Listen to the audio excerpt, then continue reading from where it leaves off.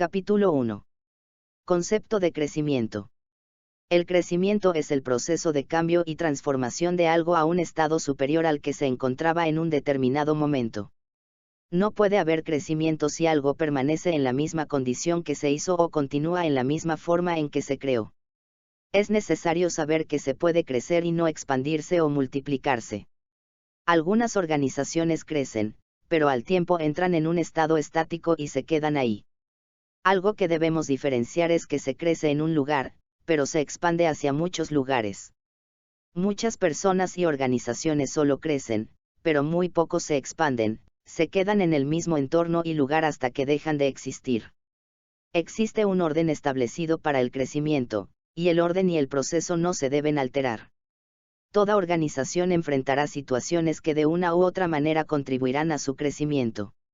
Sin importar que estas situaciones sean buenas o malas, todo dependerá de la actitud que posea su líder y las decisiones que tome. El primer paso de toda organización debe ser el crecimiento, pero la meta debe ser la expansión. Normalmente un árbol puede crecer en un lugar, pero para expandirse, se necesita sembrar una semilla en otro lugar, luego esta semilla germina y ahí empieza la expansión. Se crece en un solo lugar, pero se expande hacia muchos sitios. Nunca debes querer e intentar expandirte si todavía no has crecido, es decir, primero debes crecer y luego expandirte. Si no has crecido, no tendrás los recursos y cualidades necesarias para la expansión, por lo que, si intentas expandirte sin antes crecer, esto puede hacerte morir en el proceso. Existen organizaciones que quieren expandirse, y muchas han intentado hacerlo, pero fuera de tiempo. El crecimiento te da madurez, y para que haya una expansión se necesita madurez.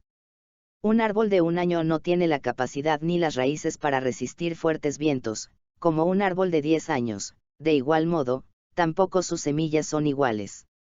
El líder, para expandirse, necesita primero crecer personal y espiritualmente.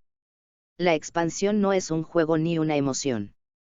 No se expande por competir o por decir yo tengo una nueva organización. Antes de crear otra organización, primero debes tener una organización ya formada, porque muchos creen tener una organización, pero lo que realmente existe es un grupo de personas que se reúnen en un lugar a hacer algo. Si no tienes una estructura formada y líderes competentes, entonces todavía no estás listo para expandirte. Debes tener 12 discípulos, para que puedas decir, ya puedo irme, consumado es. Cristo no solo salvó al mundo, sino que formó una estructura para que lo que él hizo llegara hasta todos los hombres, y lo que contribuyó a que la iglesia existiera fue esa estructura que Cristo formó. Cuando tienes una estructura creada puedes decir, todo marchará bien, ya no soy necesario aquí. Pero si aún crees que sin ti la organización deja de existir, entonces no tienes una estructura todavía, y no es tiempo de expansión, es tiempo de crecimiento. Cristo está en el cielo, pero su visión sigue caminando en la tierra, es decir que su propósito continúa vigente en la actualidad. Debes de conocer qué clase de crecimiento buscas, porque existen distintos tipos de crecimiento, entre los que se encuentran, crecimiento organizacional, personal, espiritual, teológico, profesional, económico, ministerial, y otros. Como he mencionado, primero se debe tener una estructura, para luego empezar a expandirse. Si no tienes líderes capaces, entonces no busques expansión, que no es el tiempo. Cuando hablo de capaces me refiero a personas que tienen las competencias necesarias para trabajar en la expansión. Entre estas cualidades están, honestidad, compromiso, testimonio, pasión, responsabilidad, trabajo en equipo, inteligencia emocional, experiencias, liderazgo, preparación académica y profesional. Un dato muy importante es que mientras más alto es un árbol, más profundas son sus raíces. Los árboles altos no están sostenidos por sus hermosas hojas o sus lindos frutos. Los frutos y las hojas, cuando viene un viento recio muchas veces se caen, lo que mantiene a estos árboles firmes y de pie, son sus profundas raíces. Las raíces son más importantes que las hojas y los frutos, porque aun perdiendo las hojas y los frutos, si todavía tiene sus raíces, las hojas y los frutos volverán a nacer, pero si le cortan las raíces a un árbol, se seca, aunque tenga frutos y hojas. debes de cuidar tus raíces. Si en un tiempo tenías muchos frutos y hojas, y en estos momentos no tienes, despreocúpate, porque si conservas tus raíces, lo que has perdido lo recuperarás. Jesús tenía muchos discípulos, y si decimos que Jesús es el árbol, que sus raíces son sus 12 discípulos, y sus seguidores son las hojas, podemos concluir que Jesús estaba confiado porque él sabía qué raíces tenía. Así que no cometas el error de muchos, que están muy preocupados por aparentar lindos árboles. Preocúpate primero por crear raíces profundas y por formar personas con raíces profundas. Si tu gente tiene raíces profundas no te abandonarán cuando vengan los vientos recios. Por esto, se deben medir los tiempos.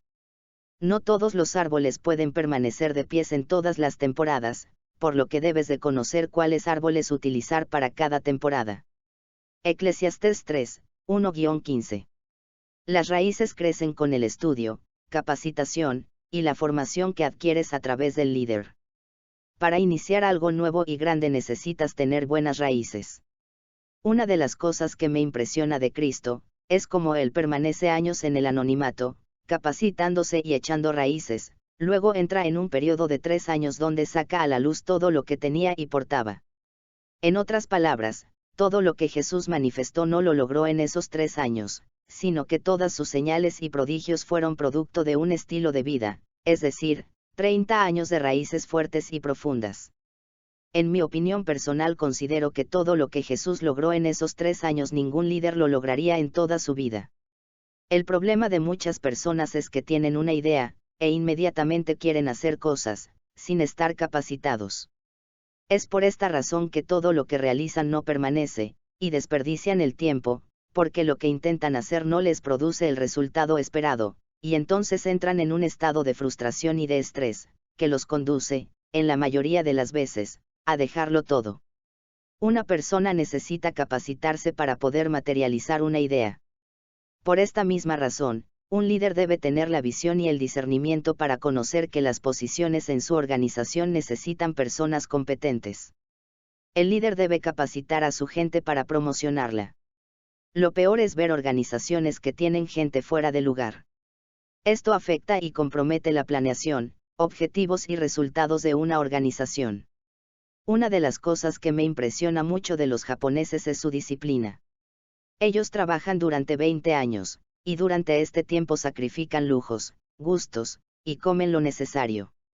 Compran unos zapatos cuando se les acaban los que tienen, y ropa cuando la que usan ya no aguanta más. ¿Por qué ellos hacen esto? Porque ahorran durante todo este tiempo para tener un capital y poner su propia empresa y entonces empezar a vivir de manera diferente y a disfrutar de los frutos de su sacrificio. En nuestro país y en Latinoamérica, existe poca disciplina. Normalmente a los latinos les encanta hacer las cosas apresuradamente, competir y vivir de la apariencia, no nos gusta esperar y sacrificarnos, y es por esto que tenemos tantos fracasos ministeriales, económicos, emocionales, familiares, en los negocios, etc.